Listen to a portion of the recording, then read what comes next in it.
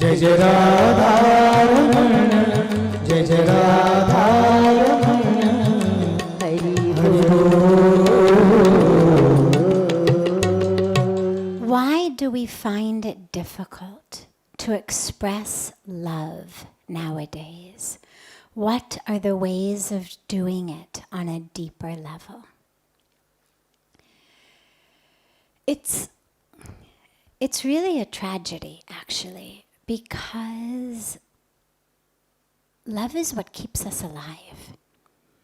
We think it's food, we think it's water, we think it's oxygen, and on some level it is for the body. But having the body be alive and really be living are not exactly the same thing. And so yes, food and water and oxygen are necessary for the body, but love is as well, even on a purely physical level. We actually know that with children, there's a medical disease called failure to thrive, which is a disease of children who don't grow. They don't get bigger, their organs don't develop, their brain doesn't develop. And it's children who have nothing medically wrong with them. They're being fed. They're sleeping. They're all of the things that parents are supposed to give their kids, these children are getting. And yet, what they're not getting is being held and being touched enough. They're not getting the eye-to-eye contact love of the parents. So actually, along with food and water and oxygen, even our physical bodies, forget our hearts, forget our emotions, forget the soul for a moment, the physical body actually also needs love. But it's certainly what the truth of who we are needs. It's what we need to go from being just a machine that's functional. You put enough petrol in the car, it'll go. You put enough food and water and oxygen in the body, it'll run. To go from being that to being really alive. So it's this tragedy because love is something that we need so deeply. And yet, we're having an incredible difficulty expressing it, living in it. I think there's a couple of reasons, and maybe as we talk about it, more reasons will emerge anyway. I think one of the core reasons is we've just made ourselves too busy and distracted. And the thing with love is, it's not a job you can tick off a list. Even food you can check off your list. You can actually, even on your to-do list, put, eat lunch, drink water. I know people who put reminders on their phone to make themselves drink enough water during the day. So even the rest of the stuff that the body needs, you could put on a to-do list. Okay, lunch, done. Water, done. Dinner, done. Good breakfast, done. But love, you can't do that. Because simply giving someone a hug, or simply smiling at someone, or simply saying something nice is not actually always love. That can be done very mechanically. And if you don't do it with love, you're not getting the benefit. And so we've made ourselves so busy and so distracted that we're not actually present. And in order to be in love, you have to be here. I might love you in theory. I mean, you may be my son, you might be my father, you might be my brother, you might be my husband. I might love you in the big picture, theoretical sort of way. But if in all of our reactions, when you come to me, I'm, on my phone, and okay, great, yeah, okay, yeah. That love isn't being, it's not flowing. It's not nourishing you, it's not nourishing me. The fact that it exists somewhere in the ether, yeah, of course I love you. Right, of course I love you, beep, beep, yeah.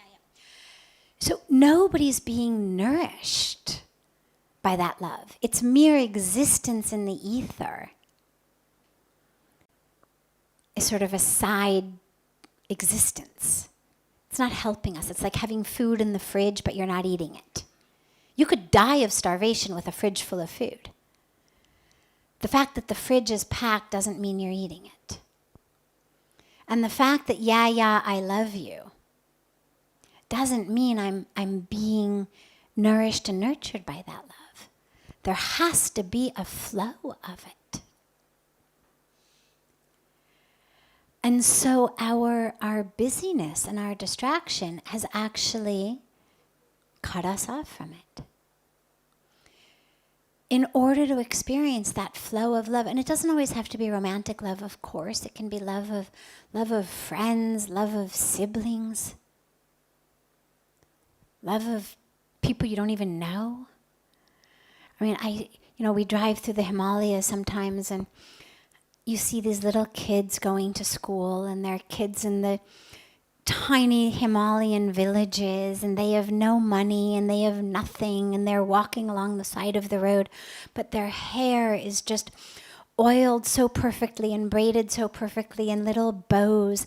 And there is just something about that makes me love those children in such a deep way, of that just reverence for an education, that excitement that they have. I went to a school where the coolest kids were the ones who looked like they had just rolled out of bed and popped into homeroom, sweatpants, boxer shorts, PJs, the more it looked like you had just rolled out of bed, the cooler you were. And here are these little kids with nothing. But they're getting up and their hair's getting oiled and braided and ribbons and the whole thing. So my point being, it doesn't matter what you're loving or who you're loving, as long as there's a flow of love. But in our distraction and in our busyness, we've cut ourselves off from that. So I think that's reason number one, why it's so hard to express it. Because in order to express it, I have to come here. I'm not talking about just sending you a text that says, I love you. If I'm really going to tell you I love you, I have to be here, not just in body, but in my mind, in my attention, in my heart, or you're going to feel it. We all have had the experience of having someone tell us they love us. If we know they do in theory, nonetheless, we don't feel it in that moment. We know what it feels like to have someone say, I love you, when it doesn't feel like they love you. And it's not nourishing, and it's not nurturing, and it doesn't fill you on any level. And so we have to be here to be able to say it in a way that connects with people. And that's gotten harder and harder for us, to just be here in the moment. Arrive. So that's, I think, reason number one. Reason number two, I think, is that we're also getting day by day more and more brainwashed into this sort of vision of everything as having some sort of a benefit. What's the benefit in this? What am I going to get out of it? And so every interaction, every person in our life, and this stems from being so busy. If we weren't so busy, okay, fine, you can do things that aren't necessarily a benefit. But because we've made ourselves so busy, we're literally weighing every minute of its benefit. So either I could show up and be here with a friend, with a colleague, with a loved one, with a child, with a parent, with anyone. Or I could get 10 things done at my computer, or I could get something else done, or I could, and we really weigh what's in it for me. What's the benefit to me? And there's not nearly enough talk these days about the benefit of just connecting in love. But if all of us stop and think, we know that it's true. Because if you think back on your life, if I say to you, without analyzing, without thinking, but just tell me off the top of your head, stream of consciousness, the 5 most important moments of your life, the 5 richest, deepest, most powerful moments of your life. Pretty much they're going to center around some kind of love, some kind of connection, some kind of opening, whether it was to a sunset, whether it was to your child, whether it was to your piano, whether it was whatever it may have been. It was not a moment of ticking things off a to-do list. It was not a moment of multitasking. It was not a moment like that. So we actually all do know that on a very deep level. It wasn't the day that I finally got everything, crossed off my list. Those feel good, but they're not the stuff that the best moments of your life are made of. But we sacrifice the stuff that the best moments of our life are made of in service of crossing things off our list or benefiting ourselves in some tangible way. And so I think that's another reason that the expression of love now eludes us, is the whole emphasis on relationship, on connection.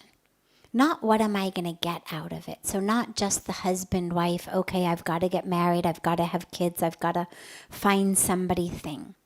But the just general relationship of humanity, of just interacting with each other in love.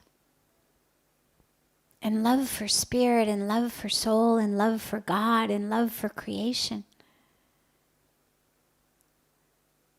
That now eludes us. And the last part, I think, is we've gotten really afraid. And I don't know if this is a new phenomenon or not. I don't have vivid recollections of past lives that I can say, oh yeah, I also remember this from 200 years ago or so. I don't know whether this is a recent phenomenon or it's always been there, but we're afraid. Because if I express love to you and you look down to check a message that's just beeped, well, that's a moment of me being very open and vulnerable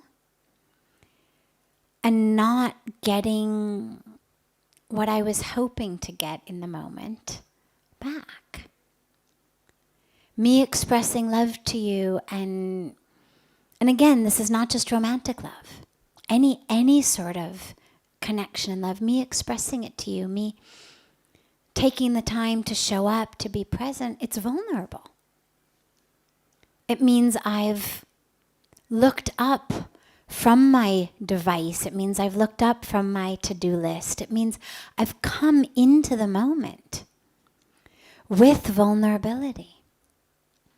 And if you don't respond to me in love, in connection, that hurts. Whether it should hurt or shouldn't hurt is not what matters right here. What matters is it does hurt. Being open and being vulnerable with someone and expressing love and getting rejected. Not just rejected as in, no, I don't want to date you, no, I don't want to marry you, but just even rejected as an interaction in the moment. The person looks to check their beeping phone. The person says, I gotta run. Whatever it may be. That moment has been cut. And we're afraid of that. And that's part of human nature. We tend to avoid situations that we worry about getting rejected in, whether it's worrying about, standing up and speaking in front of the class. Teachers call on somebody to stand up. Every kid is nervous. I don't want to be a fool. Well, the core of I don't want to look like a fool is people will reject me. Otherwise, who cares if you're a fool? What matters is people will reject me. I will no longer be liked or loved or accepted. So that's a real core need that we have. It's not, of course, a soul need, but as long as we are living in the experience of the body, as long as we're living still in the experience of emotions, well, being accepted, being liked, being loved is a core need. And so if we all pledge that we are going to move through the world with love, and that especially, even if we forget, but someone speaks to us with love, if someone expresses love to us, regardless of whether we want to marry them or date them or be their best friend or not, that at least we will show up to the moment, that we'll meet them in a place of presence and honor that love, then we can start a whole ripple revolution of love. Because, as I've said 100 times, but it bears repeating, it's not just romantic. It's not just sexual or sensual or husband-wife relationship. Love is what moves the planet. Love for the people with whom we share it, those we know, those we don't know. And if we all just simply pledge that we're going to stop moving through the world, staring at our devices in such a way so that we can never make eye contact with people, that we're going to value the person in front of us as much as we value whoever has sent us the message. Because averting my eyes from who's in front of me to check the message, what it literally means is, you are so low on my importance list that I don't even know who sent me the message. It just beeped. But you're so low down that whoever it might be is actually more important than you, because look, I'm going to take my attention away from you and put it on that. And I'm not saying that we are not allowed to check our phones, but just that we don't do it as a robot reaction.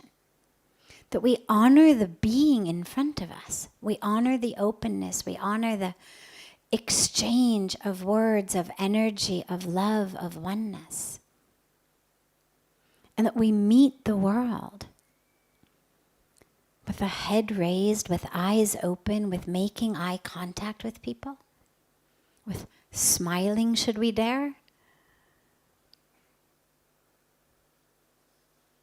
Not only is it going to make us much healthier, but it's going to open up the whole energy around us for people then to live in that place of love within themselves. And then we find that not only are we healthier, but we're a lot happier.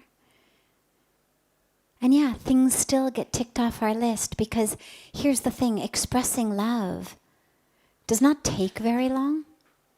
It's not something that you have to allocate hours of a day to do. It's an in-the-moment thing. It's right there. It's half a second. It's a smile. It's an eye contact. It's an I'm here. That's all it is. It's just a commitment of how I'm going to move through the world and what's important to me. And at the end of the day, when I'm, as Puja Swamiji says, checking my balance sheet, instead of counting the number of items I ticked off my to-do list and the number of items I didn't, can I come up with a different scale? The number of people whom I met in a spirit of love and the number of times I missed the opportunity. Can we call that our balance sheet? Instead of how much profit I made, how much loss, how much work, how much not work, whatever it is, can we come up with a different scale? How much did I move through the world with love? How much did I stay open to what the universe is giving me? And how many times did I shut myself off from it? Out of fear, out of distraction, out of habit. And then the next day we just try again.